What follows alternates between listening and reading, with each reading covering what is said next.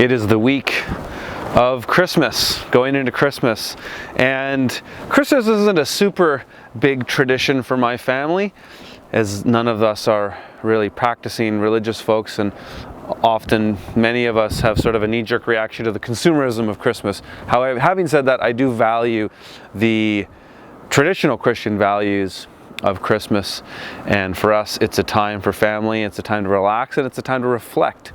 And today I am going to reflect on my year running this passive solar greenhouse. Had a number of people ask me to do a video talking about some of the things that work and some of the things that don't. So let's get into it. Coming into the greenhouse, it's very warm. It's a solid 20 degrees Celsius in here, and it pretty much maintains that temperature. And a big part of that is because of the climate battery of this greenhouse. So if you don't know what climate battery is, you can Google that term. And if you haven't seen the videos I've done on my passive solar greenhouse, click up here to watch them, because you might have a bit more context to this video if you see those first. So the climate battery is really good at holding temperature. It's probably one of the best features of this greenhouse. And it's essentially the thing that kind of makes it passive, in the sense that it doesn't require a lot of energy to hold the heat. And so it's been charging all summer, whereas last year when we used it, we didn't have a summer of charge, so the heat situation was different.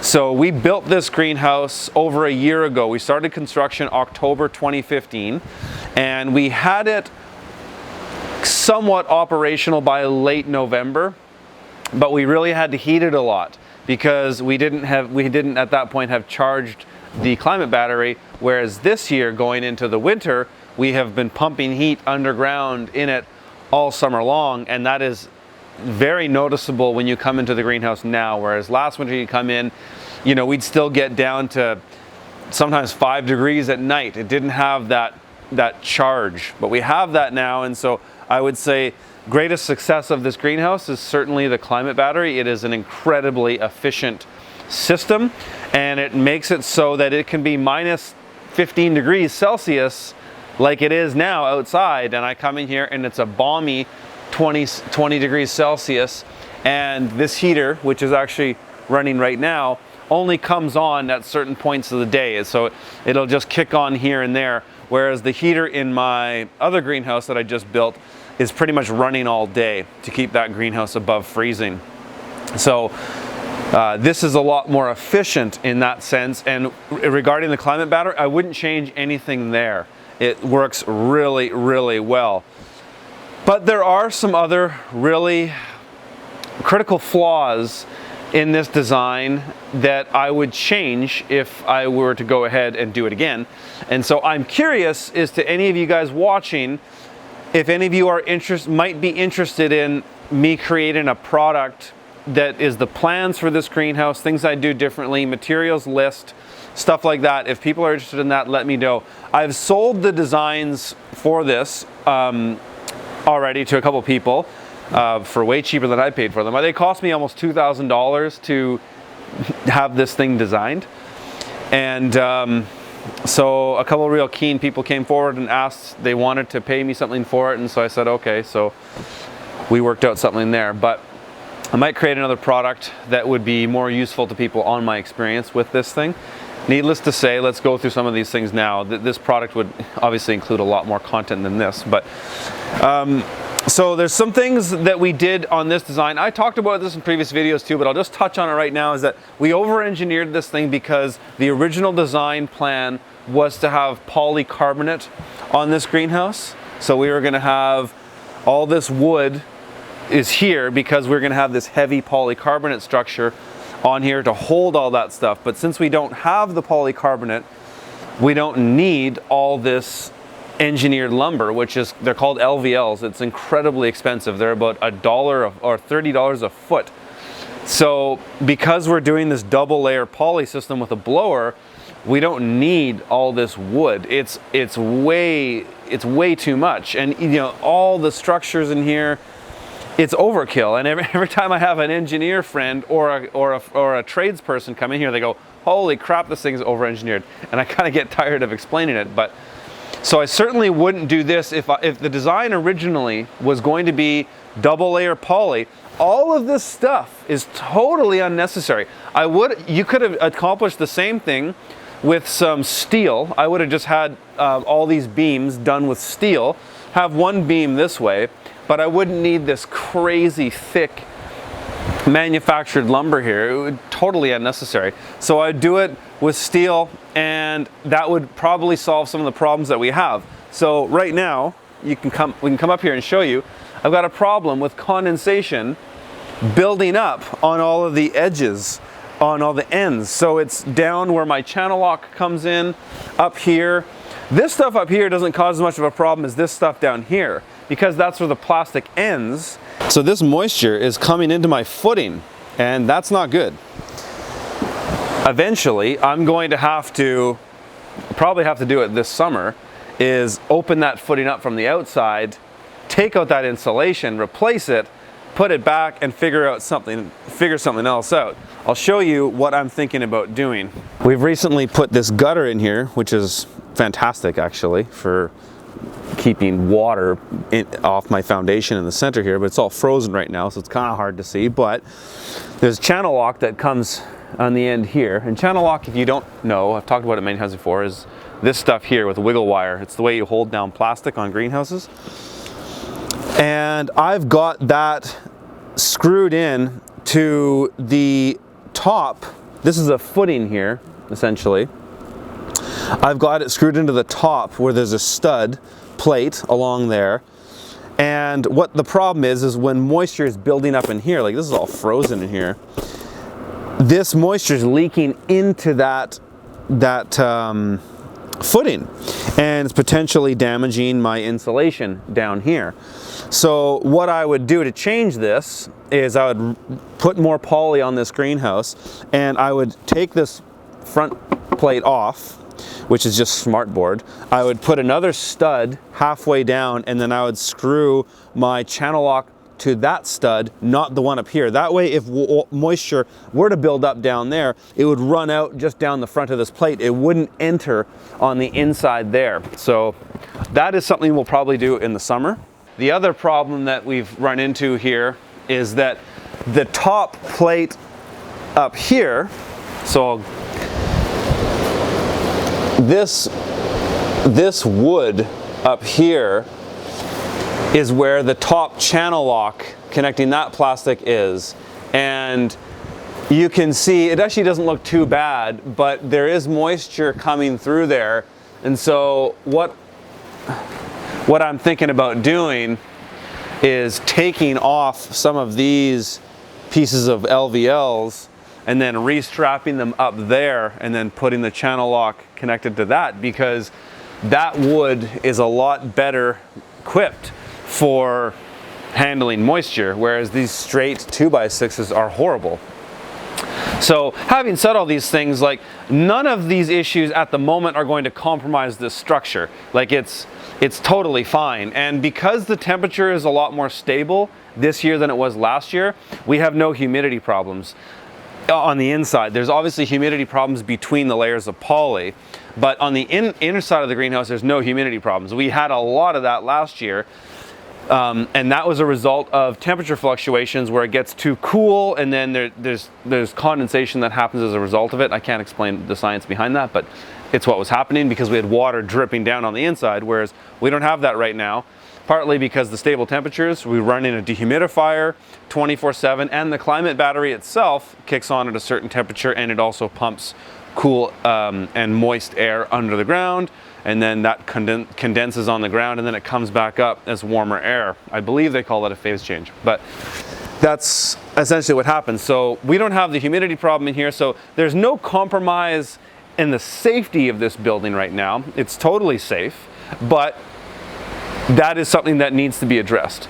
And if I were to build this again tomorrow, I could easily shave off $10,000 in cost by just addressing this front part of the greenhouse and making it more appropriate for what's there, which is the double layer poly, which I am a fan of. I think double layer poly is fantastic. I think it's way superior to polycarbonate because it's a tenth, like even less than a tenth of the cost to install and for material costs. So I think it's just more appropriate, opposed to paying $8,000 to do all this with polycarbonate, or $300 for the double layer poly. So it's far more efficient.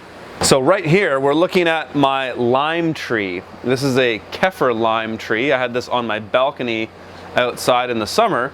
And those of you that followed the vlogs remembered that I had a big bed of basil in here from the fall going into early winter, and it was very productive. We made quite a bit of money on it, but it got infested with aphids. Now those aphids have moved into my lovely lime tree, which is a bit frustrating. However, I have noticed that these aphids are actually getting inoculated by the parasitic wasps that I had in here during I brought in these wasps I bought from an agronomist, and what they do is they sting the aphid and they plant larvae in it, and then the larva hatches outside of the aphid, kind of like the movie Alien.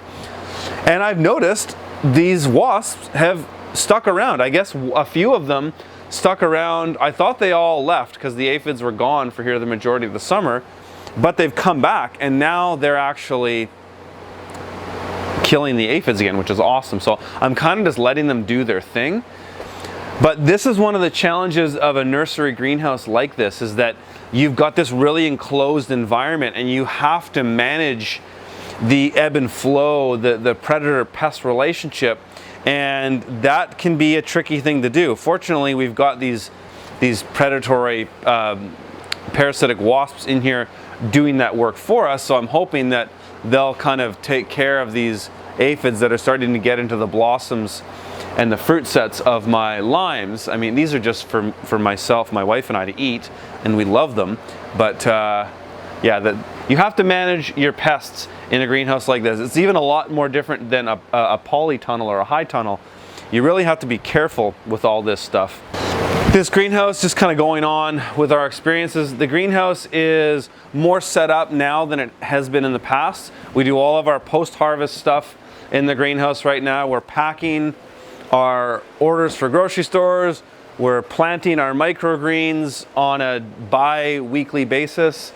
These are where we germinate the microgreen flats. So we've just got a basic 6 by 18, I believe, concrete pavers on there to germinate them, and then the weight makes the seed germinate really well, and then once they germinate and grow, they lift that weight off, and then we put them under lights or on the shelves here. So we've got a lot of vertical space in this greenhouse, and that's allowed us to really kind of scale our production if we need to. And one thing we did this year that we didn't have last year is I've put more into air circulation and airflow here, and I've done this just with 5 really simple fans, and they're called Power Fist fans, and they're just basic circulation fans, 14-inch, 60 hertz, 80-watt fans. So I've got 5 of these, and they all blow this way, and what they do is they make the air in the whole greenhouse kind of cycle around this way. And ever since I've put these in, we've had 0 fungus problems with our microgreens. So it's made a considerable difference on this. And yes, they do consume more power, but it's worth it based on the production that we get out of this greenhouse. One thing I'll note right now to you guys is I'm installing a 12 kilowatt solar system on my house. And so my solar engineer, I'll do some episodes with him coming up soon. He has basically spec'd that out to be enough to power all of the needs of my farm. And it'll power about 70% of the needs of my home. So, you know, I'm consuming a lot of power on my farm right now because of this greenhouse and the poly tunnel next door, this one here, because I'm running a 6,000 watt heater in this as well. And this greenhouse isn't nearly as efficient as the nursery. And this heater here has to run more often to keep this thing above freezing when it gets really cold, which it's doing quite well.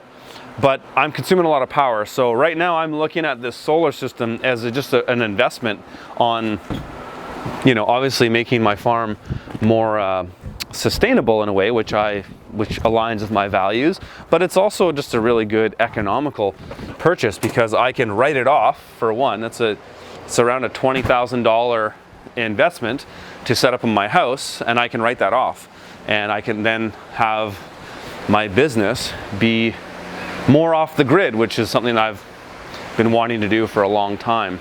And after a year of use, I've also noticed that it would have been nice if we made a more of an extended roof on this side, just for we come in and out, because this main entrance where I'm coming in and out so often, I'm coming when the weather's not great. A lot of the times, if it's raining or it's snowing, I would like to have shelter the whole way.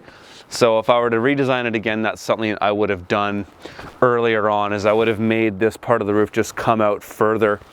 I could add something in there, and I might do that. It would have been way easier to do it from the beginning. And back here on the outside, this is our normal post-harvest area for our main growing season. Right now it's full of carpet. I've been putting hardwood floors in my house, and so we've got all this crap laying around here. But you know, what we did here was I built this extra roof that connects to my house, and then we put a gutter in here. So we've got sort of a dead valley, they call it. The gutter guys call it a dead valley, where you've got two roofs coming together, and then you've got this gutter here. And it's kind of been a little annoying. There's been some leaky spots in there that we've needed to fix. But I think if I were to do this again, I would have planned this out a little bit better. I just didn't know, when I did the original design here, I didn't think that my greenhouse would connect to my house, but I really like this extra sheltered area to work in. It's fantastic in the summer. So there's some things I could have changed if I would have had more foresight there, particularly how I installed these gutters. I mean, these gutters are good. The guys that did them did a good job, but this dead valley thing could have been done with a bit more foresight in the initial design, whereas what I did here was kind of reactionary. It was like, oh, I'm going to build this thing. Okay, now I need to solve this problem. If I would have thought of that from the beginning, I probably could have come up with a design that would have been better in the immediate term. So just more on the HVAC of this greenhouse. We've got the circulation fans, which I showed. We have the 6,000 watt heater, as I've shown before, but what we also have is an exhaust there, and we have an intake fan over on the end here.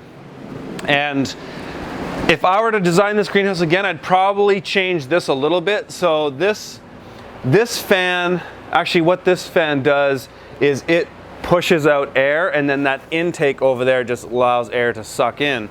When I first built it, I put the fan on this side, and then the fins were over here. The reason I changed it is because I just noticed over the summer that fan was kind of noisy for my neighbors, and I didn't want to bother them with it, so I moved it over to this side because these neighbors won't hear it as much because they don't hang out in that area. But it was really hot in this greenhouse in the summer, and if I were to change anything on this now, is I would probably put another exhaust fan and intake along here. I'd probably just do it. Maybe I would put, well, either I would put a bigger fan here, or I maybe perhaps put another fan here and another intake part over there to get more airflow in here. One thing we did in the summer that really helped was we put shade cloth on it. We put a 60% shade cloth over the greenhouse, and that made a pretty noticeable difference. However, then you have more light diffusion, which can affect your production. As far as microgreens go, it made no difference at all. It was totally fine for them. But you know, it'd be nice to not have to go up and do that the whole thing would just operate on its own. And I think if I just put in more intakes and more exhaust fans, that would certainly make a difference. And you could also have cool air coming in from the bottom, so perhaps some kind of intake that came in from the bottom, and then the exhaust pushed out air on the top. So there's something that could be said or done along those lines as well. Something else we put into the greenhouse, you're looking right beneath me, that we put in before or almost a year after having it built, is this floor. They're basically 24 by 24 inch concrete pavers, and I did it all myself. About a week of work, a lot of heavy lifting. It was great. My wife noticed on how much more in shape I got after doing it, but it was a ton of work. But it's really made just a better surface to work on and walk on. It's easier to clean. We can sweep it up, where we had just gravel crush down for the most of the year last year. So put it in this floor. Cost me about $1,500 to do it all, not including my time, the labor, but just material cost. And it's a lot more enjoyable to work on. So we didn't have that to begin with. That's sort of a newer development. And then, you know, we've got all of this, the walk-in coolers and stuff in here now. A little bit of supplemental lighting, just for the time being, that very low light levels right now, and it's so cloudy during this time of year. So this is kind of helping us keep production going. I'm running these lights 24/7 right now, just to kind of crank these microgreens out. I wouldn't use 24/7 lights on any types of plants besides microgreens. But this is the greenhouse, guys. I mean, this is a sort of the year in review. Very, very happy with it. Again, I could cut a lot of costs if I were to do it again. And if any of you guys are interested in potentially purchasing this product that I could go ahead and create, let me know. Leave your questions and comments below. And I also wanted to say that I've created a Patreon account. A lot of people were asking me to make a Patreon page, so I'll have the link for that below. If you feel like in the holiday spirit donating to the show to help me create better content and take the time to do so, please show the love there. I also will have my PayPal links below there too. I noticed a lot of people were trying to donate to the show in the last week, and my website had been down, which is damn annoying. It should be up and working again now. So all those other avenues to purchase my book and one-day workshop are all back up. And I really appreciate the support, you guys. Have a Merry Christmas, and we'll talk to you soon.